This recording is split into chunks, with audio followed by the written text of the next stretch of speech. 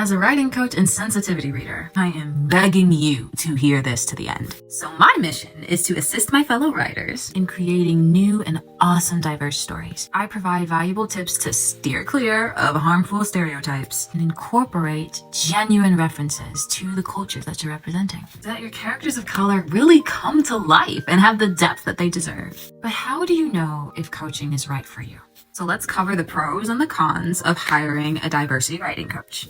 Here are the pros. Pro number 1, you can get guidance and help wherever you are in the writing journey. So far, Culture Craft by Imani is among the first, and might even be the only, I don't know, company to provide writing coaching services specifically for adding cultural diversity to your story. And the great thing about this is that I can help you wherever you are in your writing journey. Most sensitivity readers can only help you once you already have something drafted. But I can be there, giving you the guidance you need before you even put pen to paper. Pro number 2, this is our budget option for personalized help. Now you could leave a comment under my videos and hope and pray that I notice it and make a 1 to 3 minute video answering your question. But there's no guarantee. No matter how hard I try, and believe me, I try, I just can't get to everyone. Instead, let's sit down and spend some quality time talking about your story together. I'll have way more time to answer your questions and any other follow-ups that you may have for me, and give you concrete action steps to move forward. Okay, time to cover some of the cons. Number 1, limited availability.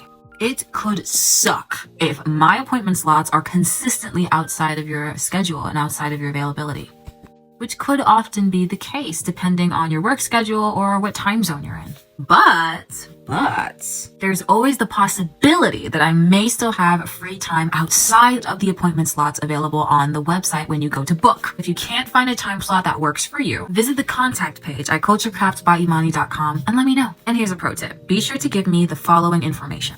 Let me know what your time zone is, the length of the requested meeting, it could be 15, 30, or 45 minutes, and provide me with several windows of availability during that week. Just for your info, my time zone is Eastern Standard. Con number 2, time limitations. I always wish that my clients and I had more time at the end of our meetings. I really do. Since the time constraints are real, here are a few pre-meeting tips to get the most out of our time together. Number 1, write down all your specific questions. Don't spend the whole time explaining your story just to be like, what do you think? Look over your story notes and come to me with a list of questions that we can tackle one by one. You can include that in the booking form as well. Leads me to my next point. Fill out that booking form fully.